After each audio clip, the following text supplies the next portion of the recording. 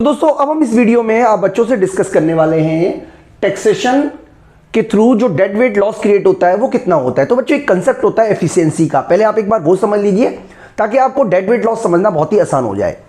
तो देखिए एक होता है कंज्यूमर सरप्लस। कंज्यूमर सरप्लस क्या होता है मैं बहुत आसानी से आपको समझा देता हूं। जैसे ये ऑलरेडी हमने समझा हुआ है, बार बार हमने समझा हुआ है, मैं इसलिए ज्यादा फोकस नहीं करूंगा। कंज्यूमर सरप्लस क्या होता है, जैसे ये डिमांड कर्व है, ये डिमांड कर्व है जिसको क्या आप मार्जिनल यूटिलिटी कर्व भी कह सकते हो। तो ये दिखाता है कि what consumer is willing to pay, यानी कि ये दिखाता है कि क्या कंज्यूमर विलिंग टू पे है, यानी कितना पैसा वो देने को तैयार है। और ये मान लीजिए प्राइस है और इतनी क्वांटिटी वो बाय कर रहा है। तो इसका मतलब है कि ये वाला हिस्सा जो है ये कंज्यूमर सरप्लस है। बच्चों हमने ऑलरेडी माइक्रो इकोनॉमिक्स के अंदर ये समझाया हुआ है, आप चाहो तो वहां देख लो, एक बार परफेक्ट कंपटीशन में भी है और एक बार यूटिलिटी कर्व में भी है। यानी कि कंज्यूमर सरप्लस का मतलब है वो एरिया जितना पैसा वो देने को तैयार है और एक्चुअल में जितना वो दे रहा है, इसको बोलते हैं कंज्यूमर सरप्लस। क्योंकि मैं आपको कंज्यूमर सरप्लस का कंसेप्ट नहीं समझा रहा हूं, क्योंकि मेरे को आपको समझाना है टैक्सेशन और डेड वेट लॉस। इसी तरीके से मान लीजिए प्रोड्यूसर सरप्लस होती है। तो प्रोड्यूसर सरप्लस में मान लीजिए ये सप्लाई कर्व है और ये प्राइस है। तो ये हिस्सा जो है, ये वाला हिस्सा, ये कहलाता है प्रोड्यूसर सरप्लस।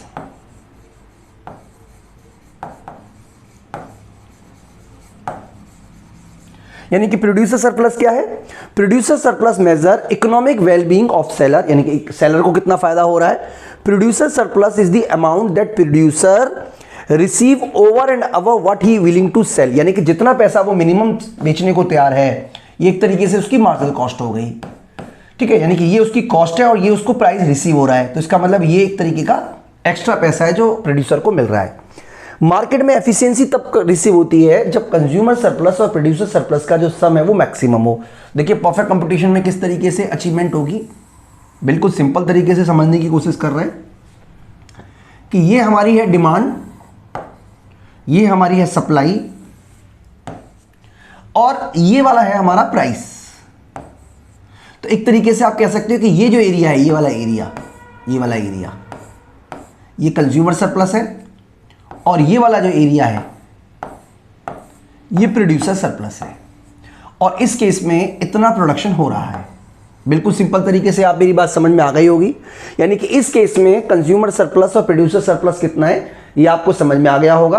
अब हम आप बच्चों को टैक्सेशन की वजह से डेड वेट लॉस जो क्रिएट होता है, यानी कि जिसको हिंदी में हम महाभार की हानि कहते हैं, उसको समझाने का प्रयास अब हम आपको करेंगे। तो देखिए सबसे पहले मैं आपको बहुत ही सिंपल तरीके से समझा देता हूं। सपोज कीजिए कि ये हमारा, बिल्कुल सिंपल तरीके से समझाएंगे बच्चों, आप बिल्कुल चिंता मत कीजिएगा। ये हमारा मान लीजिए डिमांड है और ये हमारा सप्लाई है। इंटरसेक्शन पॉइंट है ये वाला, इसको हम प्राइस बोल देते हैं, इसको हम बोल देते हैं ई।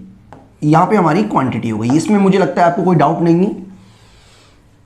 यहां पे हम इसको ए बोल देते हैं, ये बी बोल देते हैं और ये ई हमारा हो गया है। इसमें कुछ नंबरिंग कर देते हैं, 1 2 3 4 5 और 6। हमने चलिए 6 नंबर यहां पे डाल दिए। तो अगर हम बात करते हैं कंज्यूमर सरप्लस, कंज्यूमर सरप्लस,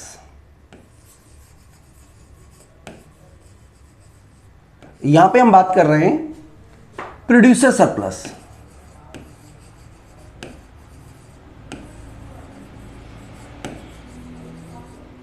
और यहां पे हम बात कर रहे हैं टोटल। यहां पे हम बोल रहे हैं बिफोर टैक्स, यहां हम बोल रहे हैं आफ्टर टैक्स, और यहां पे हम पता कर रहे हैं नेट चेंज कितना हुआ, नेट चेंज। अब मान लीजिए कि टैक्स लगाती है गवर्नमेंट। टैक्स जो होता है वो डिमांड और सप्लाई के बीच का डिफरेंस है। यानी कि मान लीजिए कि गवर्नमेंट ने जो टैक्स लगाया वो ये वाला लगाया, ये टैक्स अमाउंट है, ये टैक्स अमाउंट है। यानी कि ये वाला जो है प्राइस, इसको मैं एच बोल देता हूं। अब जो कंज्यूमर पे करेगा, पहले वो ओपी पे कर रहा था, अब ये कंज्यूमर पे करेगा, यानी कि कंज्यूमर ये वाला हिस्सा पे करेगा। यहां मैं लिख देता हूं बच्चों, कंज्यूमर पे, कंज्यूमर पे। कंज्यूमर कितना पे करेगा? पहले कितना कर रहा था? ओपी, अब करेगा ओ एच। और ये वाला हिस्सा जो है इसको मैं लिख देता हूं you, producer receive, producer receive. यानी कि कंज्यूमर पे कर रहेगा ओपी ओ एच, और प्रोड्यूसर को मिलेगा ओ यू, और जो एच यू है ये सारा का सारा हिस्सा गवर्नमेंट ले लेगी। इसको हम नाम और दे देते हैं, इसको एक्स और वाई के नाम से दे देते हैं। नाम में कुछ नहीं रखा, आप जो चाहे दे दो। ठीक है बच्चों, अब हम बात करते हैं कंज्यूमर सरप्लस बिफोर टैक्स की। यानी कि जब टैक्स नहीं था तो कंज्यूमर को हिस्सा मिल रहा था 1, 2 और 3। ये हिस्सा कंज्यूमर के पास था, ये भी हिस्सा कंज्यूमर के पास था, ये भी हिस्सा कंज्यूमर के पास था। और प्रोड्यूसर के पास था एरिया 4, एरिया 5 और एरिया 6। ठीक है, इस केस में जो टोटल रेवेन्यू था, टोटल रेवेन्यू कितना था? वो था 1, 2, 3, 4, 5 और 6। अच्छा, हमने ना गवर्नमेंट का एरिया नहीं डाला, हम इसमें एक काम करते हैं, गवर्नमेंट का भी एरिया डाल लेते हैं। तो अब यहां पे तो कैसे आएगा? चलिए मैं यहां पे ना एक काम और करता हूं, यहां लिख देते हैं। ठीक है, कोई बात नहीं, कोई बात नहीं, आप कंफ्यूज मत होइएगा। गवर्नमेंट सरप्लस, तो इस केस में तो गवर्नमेंट को किसी भी तरीके का सरप्लस मिला नहीं, इसलिए हमने 0 लिख दिया है। After tax, after tax consumer को केवल एरिया 1 मिलेगा और कोई हिस्सा कंज्यूमर के पास नहीं जाएगा। ठीक है, ये बात बिल्कुल क्लियर हो जाएगी। जबकि प्रोड्यूसर को केवल एरिया 5 मिलेगा और कोई भी हिस्सा प्रोड्यूसर के पास नहीं जाएगा। जबकि गवर्नमेंट के पास जो हिस्सा जाएगा वो हिस्सा 2 और हिस्सा 4 जाएगा। यानी कि एरिया 2 और एरिया 4 जो है वो गवर्नमेंट के पास चला जाएगा। टोटल जो बनेगा वो मिलेगा 1, 2, 4 और 5, यही हिस्सा गवर्नमेंट टोटल मिलेगा। इसका मतलब यह हुआ कि इस केस में जो नेट चेंज हुआ है वो 2 का फायदा हुआ है और 4 का फायदा हुआ है। इसको 2 का नुकसान हुआ है और 3 का नुकसान हुआ है। इसको 4 का नुकसान हुआ है और 6 का नुकसान हुआ है। लेकिन आप देखोगे तो इसको 2 का फायदा हुआ है और इसका 2 का नुकसान हुआ है, तो इसलिए ये तो एरिया कैंसिल हो जाएगा, यानी कि नेट चेंज में ये नहीं आएगा। इसी तरीके से इसको 4 का नुकसान हुआ है, इसको 4 का फायदा हुआ, ये भी कट जाएगा। लेकिन अल्टीमेटली देखोगे तो आपको एरिया 3 का लॉस हो रहा है, एरिया 6 का लॉस हो रहा है। यानी कि ये एरिया जो है, मैं इसको किसी और कलर से कर देता हूं, ये हिस्सा जो है, ये हिस्सा और ये वाला हिस्सा, यानी कि ओवरऑल आपको ये वाला हिस्सा कहलाएगा डेड वेट लॉस। यानी कि आप देख पा रहे होंगे बच्चों कि पहले जो एरिया हमें मिल रहा था 1, 2, 3, 4, 5, 6, अब हमें केवल मिलेगा 1, 2, 4, 5, तो एरिया 3 और एरिया 6 लॉस हो गया। इसी को बोलते हैं dead weight loss of taxation. यानी कि अगर सरकार टैक्स लगाती है तो जो वेलफेयर है सोसाइटी का उसमें कमी देखने को मिलेगी। क्यों कमी देखने को मिलेगी? क्योंकि कंज्यूमर को जो मिलेगा वो मिलेगा, कंज्यूमर को जो पे करना पड़ेगा वो पहले से ज्यादा पे करना पड़ेगा, प्रोड्यूसर को जो मिलेगा वो उससे कम मिलेगा और कुछ हिस्सा गवर्नमेंट को रेवेन्यू होगा, लेकिन ओवरऑल जो वेलफेयर है उसमें कमी देखने को मिलेगी। तो बच्चों ये है पूरा का पूरा कंसेप्ट, यानी कि इस कंसेप्ट को हम बोलते हैं dead weight loss of taxation. तो बच्चों टैक्सेशन में डेड वेट लॉस की मात्रा कितनी होगी ये कई सारे फैक्टर पे डिपेंड करता है, कई सारे फैक्टर पे डिपेंड करता है, जिसमें से सबसे इंपॉर्टेंट फैक्टर है elasticity of demand and elasticity of supply. उसके बारे में बच्चों हम आगे कंटिन्यू करेंगे। तो देखिए यहां पे हमने आपको बताया है determinants of dead weight loss, यानी कि अब हम इस वीडियो में बच्चों आपसे डिस्कस करेंगे कि कौन कौन से ऐसे फैक्टर है जो ये डिसाइड करते हैं कि जो हमारी इलास्टिसिटी जो हमारा डेड वेट लॉस है उसका हिस्सा कंज्यूमर के पास कितना जाएगा और प्रोड्यूसर के पास कितना जाएगा, उसको डिटरमाइन करने का काम, उसको डिसाइड करने का काम कौन करता है, वो हम इस वीडियो के माध्यम से आपसे डिस्कस करने वाले हैं। तो देखिए यहां पे सबसे पहले आपको यह समझना पड़ेगा कि the burden of tax buyer and seller depend upon elasticity of demand and elasticity of supply. यानी कि यहां पे जो थंब रूल है आप वो याद रखिएगा कि greater the elasticity of demand and supply, यानी कि डिमांड की इलास्टिसिटी ज्यादा हो या सप्लाई की इलास्टिसिटी ज्यादा हो, greater the dead weight loss. और अगर elasticity of supply, elasticity of demand और सप्लाई कम होगी तो डेड वेट लॉस जो है वो कम होगा। मैं आपको डायग्राम के थ्रू समझाऊंगा, इससे आपको ज्यादा बेटर तरीके से समझ में आ जाएगा। सबसे पहले हम डिमांड का बना रहे हैं। देखिए 3 केस हम ले लेते हैं यहां पे।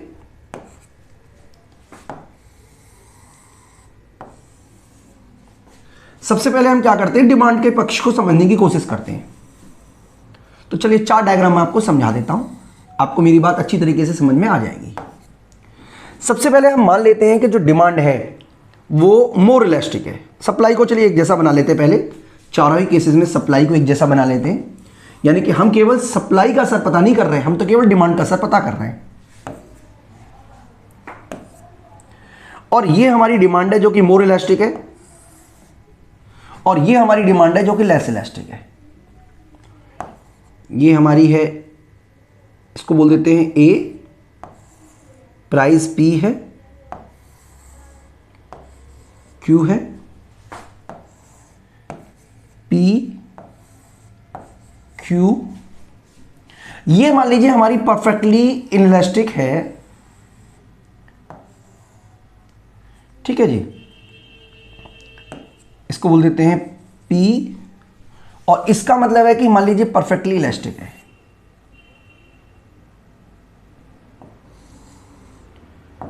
ए ए ओके बच्चों, यहां तक मैं उम्मीद कर रहा हूं कि आपको मेरी बात समझ में आ गई होगी। बिल्कुल भी हमने कोई भी चीज ऐसी नहीं बताई है जो अलग सी हो।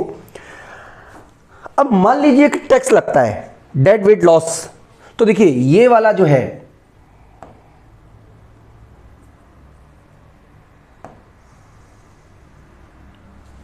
और इस केस में ये टैक्स लगता है, यानी कि आप देख पा रहे होंगे कि इस केस में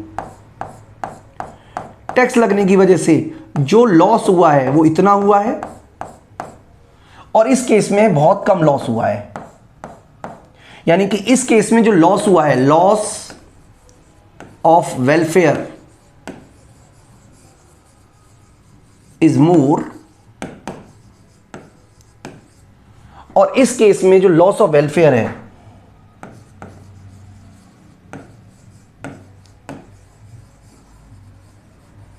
इज लेस। बच्चों कंसेप्ट क्या है? कंसेप्ट ये कहना चाह रहा है कि अगर डिमांड मोर इलास्टिक है और आप टैक्स लगाते हो तो ज्यादा हिस्से का डेड वेट लॉस होगा, जबकि डिमांड लेस इलास्टिक है और आप टैक्स लगाते हो तो कम हिस्से का डेड वेट लॉस होगा। इसी तरीके से मान लीजिए यहां पे हम टैक्स अमाउंट ले लेते हैं, हम सप्लाई को चेंज करके टैक्स अमाउंट पता कर रहे हैं। तो ये आपका प्राइस बढ़ गया, लेकिन उसके बावजूद भी आपने क्वांटिटी को कम करना शुरू नहीं किया, मतलब क्वांटिटी किसी भी तरीके से कम नहीं हुई। तो हालांकि ये हिस्सा जो है वो गवर्नमेंट के पास चला जाएगा सारा का सारा। इसका मतलब no dead weight loss, no dead weight loss, dead weight loss, यानी कि इस केस में किसी भी तरीके का डेड वेट लॉस नहीं होगा। जबकि इस वाले केस में जब आप सप्लाई चेंज करोगे तो टैक्स लगने के बाद प्राइसेस तो चेंज होगा नहीं, इसका मतलब प्राइस चेंज होगा नहीं, केवल क्वांटिटी में कमी आएगी। तो इसका मतलब है कि इस केस में आपको 100% डेड वेट लॉस आ जाएगा,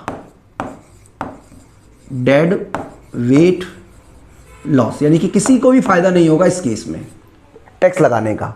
तो कहने का बच्चों सिंपल मतलब है, आप चाहो तो इन 2 डायग्राम को इग्नोर भी कर सकते हो, इन 2 डायग्राम पे फोकस करो। मैं आपको एक बार और आप चाहोगे तो मैं एक बार आपको फिर से साफ साफ बना देता हूं।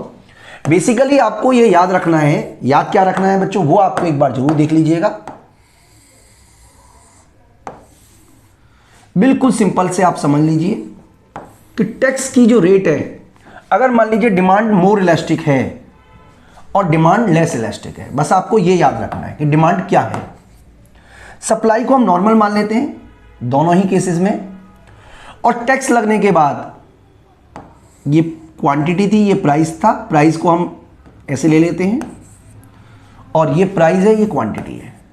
तो टैक्स अमाउंट मान लीजिए आपने क्या किया, ये वाला टैक्स अमाउंट माना, ये वाला टैक्स अमाउंट है, काफी बड़ा है ये, लेकिन आप देख पा रहे होंगे कि डेड वेट लॉस का जो एरिया है वो इतना सा ही है, जबकि टैक्स का अमाउंट काफी ज्यादा बड़ा है।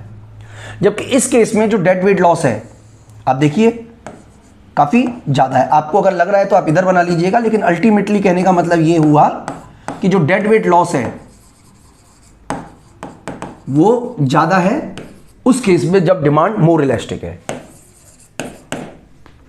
और यहां पे डिमांड लेस इलास्टिक है। बेसिकली बच्चों आपको यही समझाना था कि जिस केस में डिमांड मोर इलास्टिक होगी वहां पे डेड वेट लॉस कम होगा, और जब डिमांड लेस इलास्टिक होगी वहां पे डेड वेट लॉस कम होगा। इसी तरीके से आप सप्लाई का भी बना सकते हो। मैं आपको सप्लाई का बना के दिखा देता हूं, सप्लाई का बना के दिखा देते हैं, ठीक है। सप्लाई का बना देते हैं। इसका मतलब यह हुआ कि सप्लाई कर्व को आपको मोर इलास्टिक बनाना है ऐसा, या सप्लाई कर्व लेस इलास्टिक है ऐसा, और डिमांड को आप नॉर्मल शेप ले लीजिए, डिमांड को नॉर्मल शेप में ले लिया।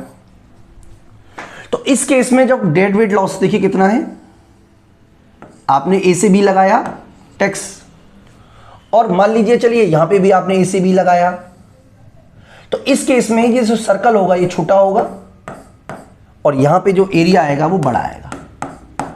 यानी कि इस केस में इस केस में मोर डेड वेट लॉस होगा,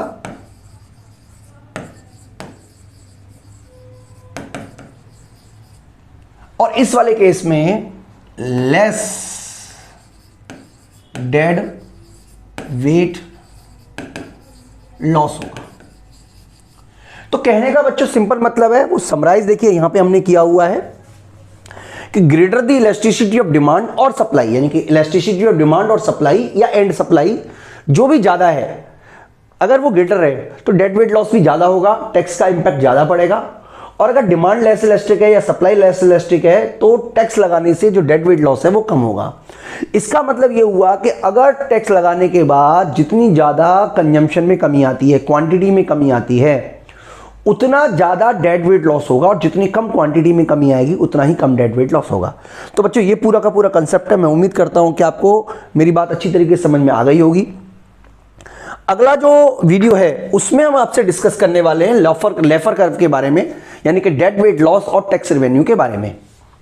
तो बच्चों अब हम बात करेंगे टैक्स रेवेन्यू और लेफर कर्व के, डेड वेट लॉस शुरू से बोलेंगे। तो दोस्तों अब हम आप बच्चों से बात करेंगे डेड वेट लॉस और टैक्स रेवेन्यू के बारे में। तो बच्चों टैक्स रेवेन्यू का और टैक्स रेट के रिलेशन को समझाने के लिए लेफर ने जो एक डायग्राम बनाया जिसको हम लेफर कर्व के नाम से जानते हैं, ये लेफर कर्व की शेप है। तो किस तरीके से ये कर्व बनता है वो मैं आपको समझाने का इस वीडियो के माध्यम से प्रयास करूंगा। तो देखिए हम एक हाइपोथेटिकल कंडीशन ले लेते हैं। मान लीजिए कि गवर्नमेंट टैक्स लगाती है और यहां पे हम लिख लेते हैं टैक्स रेट, और हम यहां पे लिख लेते हैं टैक्स रेवेन्यू। टैक्स रेवेन्यू तो मान लीजिए गवर्नमेंट जो है वो 0% टैक्स लगाती है, तो उस केस में जो टैक्स रेवेन्यू होगा वो 0 ही होगा। बिल्कुल सिंपल सी बात है, यानी कि गवर्नमेंट ने 0 टैक्स लगाया तो टैक्स की रेवेन्यू कुछ होगी ही नहीं। इसी तरीके से अगर गवर्नमेंट 100% टैक्स लगा दे तो भी आप देखोगे कि 0% ही टैक्स रेवेन्यू होगी। यानी कि अगर सरकार सारा का सारा पैसा ले ले तब हम किसी भी तरीके से काम करेंगे ही नहीं। तो आइडियल टैक्स क्या है, ऑप्टिमम टैक्स क्या है, कौन सा ऐसा रेट है जहां पर टैक्स रेवेन्यू मैक्सिमम होनी चाहिए। अब देखिए भारत की बात करें तो भारत में इनकम टैक्स पे जो मैक्सिमम लिमिट है वो 30% है। जीएसटी का जो मैक्सिमम लिमिट है वो 28% है। हालांकि कुछ केसेस में इनकम टैक्स पे और कई सारे सेस या आप कह सकते हो लगते हैं। इसी तरीके से कुछ कंडीशंस में जो जीएसटी वो 28% को भी क्रॉस कर जाता है, लेकिन हम नॉर्मल बात करें तो 30% आप राउंड फिगर मान के चल रहे हैं। इसका मतलब यह हुआ कि मैक्सिमम लिमिट इसलिए बनाई है सरकार ने 30%, क्योंकि सरकार को लगता है कि अगर वो इससे ज्यादा वसूलेगी तो रेवेन्यू में कमी देखने को मिलेगी। यानी कि हम एक काम करते हैं, हम 3 हाइपोथेटिकल कंडीशन लेके चल रहे हैं। एक कंडीशन हम ये लेके चल रहे हैं कि मान लीजिए कि हमारा जो टैक्स रेवेन्यू है, जो टैक्स रेट है, मान लीजिए स्मॉल है 10% का, या यहां पे मैं लिख देता हूं, मान लीजिए एक है हमारा स्मॉल टैक्स, स्मॉल है जो कि 10% का है। एक हम मान के चल रहे हैं मीडियम है जो कि 30% है इनकम का, और एक है टैक्स, हाई टैक्स है जिसमें हम इनकम का 75% टैक्स लगा रहे हैं। और हम ये देखने की कोशिश कर रहे हैं कि कौन से केसेस में टैक्स रेट कितना है, डेड वेट लॉस कितना है और टैक्स रेवेन्यू कितनी जनरेट हो रही है। तो हम क्या कर रहे हैं, सबसे पहले डिमांड एंड सप्लाई के फोर्सेस को लेके चलेंगे बच्चों। तो ये मान लीजिए डिमांड है, ये सप्लाई है, बिल्कुल सिंपल लिख लिया। ये हमारी क्वांटिटी है, ठीक है। और ये मान लीजिए जैसा कि इसने बताया हुआ है यहां पे, चलिए इसने प्राइस नहीं लिया हुआ, कोई बात नहीं, हम भी प्राइस नहीं ले रहे। इसी तरीके से मान लीजिए मीडियम है, बेसिकली ये हमारी क्वांटिटी है, डिमांड है सॉरी, ये सप्लाई है, और ये इक्विलिब्रियम पॉइंट है, इसको ए बोल दिया है तो हम भी ए बोल देते हैं। और ये हाई टैक्स के केस में हमने डिमांड सप्लाई ले लिया। ये मान लीजिए डिमांड है, ये सप्लाई है, और ये हमारा प्राइस नहीं लेते हम, ये क्वांटिटी है। क्यों? अब मान लीजिए गवर्नमेंट क्या करती है, टैक्स लगाती है। यहां पे मात्र टैक्स जो है वो 10% है, यानी कि छोटा सा टैक्स लगाया, ठीक है जी। यहां पे सरकार ने टैक्स लगाया मीडियम साइज का, और यहां पे गवर्नमेंट ने क्या किया, बहुत बड़ा टैक्स लगा दिया। सप्लाई कर को यहां से ले लेते हैं।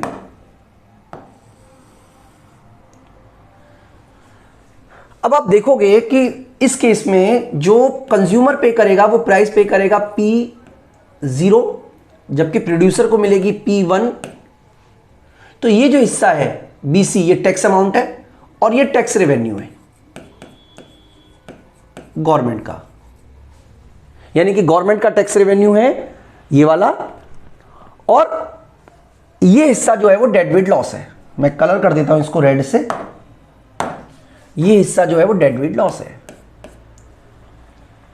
इस केस में जो डेड वेट लॉस है वो ये वाला हिस्सा है, और ये वाला हिस्सा जो है ये गवर्नमेंट की टैक्स रेवेन्यू को दिखा रहा है, यानी कि ये दिखा रहा है टैक्स रेवेन्यू। अगर हम इसको नाम देंगे तो ये BC है। इस केस में जो डेड वेट लॉस है, देखिए कितना डेड वेट लॉस हो रहा है, बहुत जबरदस्त डेड वेट लॉस हो रहा है, ये सारा का सारा डेड वेट लॉस है। जबकि टैक्स रेवेन्यू जो है वो इतनी है, ये टैक्स रेवेन्यू है।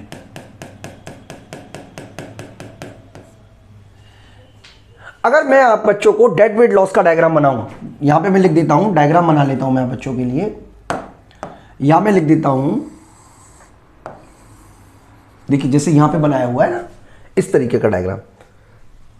यहां मैं लिख देता हूं टैक्स का साइज, और यहां मैं लिख देता हूं टैक्स रेवेन्यू, ये sorry dead weight loss, dead weight loss. तो आप देख पा रहे होंगे कि जैसे जैसे टैक्स का साइज बढ़ रहा है 10%, 30% और 75%, तो इस तरीके से हमारा जो डेड वेट लॉस है वो लगातार इंक्रीज हो रहा है। यानी कि इस केस में डेड वेट लॉस कम था, इस वाले केस में डेड वेट लॉस ज्यादा हो गया, और इस वाले केस में डेड वेट लॉस बहुत ज्यादा हो गया। तो ये बता रहा है कि जैसे जैसे आप टैक्स का रेट बढ़ा रहे हो, डेड वेट लॉस बढ़ रहा है। लेकिन क्या क्वेश्चन टैक्स रेवेन्यू भी बढ़ रही है, वो भी हम एक बार चेक कर लेते हैं कि जब हमारा 10% टैक्स था, मान लीजिए ये हमारा टैक्स रेवेन्यू है, जब 30% हुआ तो आप एरिया वाइज देख रहे हो टैक्स रेवेन्यू बढ़ गया, लेकिन 75% होने पर जो टैक्स रेवेन्यू वो घट गया। इसका मतलब इस तरीके का आपका डायग्राम बनेगा, इसको बोलते हैं लेफर कर्व। लेफर कर्व हमें बताता है कि अगर आप टैक्स के अमाउंट को बढ़ाते हो तो ऐसा नहीं है कि आपको ज्यादा टैक्स रेवेन्यू मिलेगा, यानी कि ऑप्टिमम जो होगा टैक्स वो रेट है जहां पर आपको मैक्सिमम अमाउंट में टैक्स रेवेन्यू मिल रहा है। यानी कि अगर कोई देश की सरकार इस ऑप्टिमम लेवल से कम टैक्स वसूल रही है तो सरकार को अपनी टैक्स रेवेन्यू बढ़ाने के लिए ज्यादा टैक्स लगाना चाहिए। और अगर कोई देश की सरकार इतना बड़ा टैक्स वसूल रही है जिससे कि टैक्स रेवेन्यू में कमी आ रही है तो देश की सरकार को कम टैक्स लगाना चाहिए और ऑप्टिमम लेवल पे आने की प्रयास करना चाहिए। यानी कि ऑप्टिमम लेवल क्या है? जहां पर टैक्स रेवेन्यू जो है वो मैक्सिमम होगी और टैक्स साइज ऑप्टिमम वही कहलाएगा जहां पे टैक्स रेवेन्यू मैक्सिमम होगी। यही कहलाता है बच्चों लेफर कर्व। यानी कि इस वीडियो के माध्यम से हमने आपको समझाया कि टैक्स रेवेन्यू का असर, देखिए यहां पे डायग्राम में आप देख पा रहे होंगे, इस वाले केस में आपको टैक्स रेवेन्यू सबसे ज्यादा मिल रही है, इस वाले केस में आपको टैक्स रेवेन्यू सबसे ज्यादा मिल रही है, जबकि इस वाले केस में आपका टैक्स ज्यादा है लेकिन उसके बावजूद भी टैक्स रेवेन्यू काफी कम है। तो बच्चों ये पूरा का पूरा कंसेप्ट है जिसको कि हम लेफर कर्व के नाम से भी जानते हैं, या आप कह सकते हो इसको कि डेड वेट लॉस और टैक्स रेवेन्यू में क्या रिलेशन है। बच्चों मैं उम्मीद करता हूं कि ये पूरा का पूरा कंसेप्ट आपको अच्छी तरीके से समझ में आया होगा। इस वीडियो में इतना ही, थैंक यू।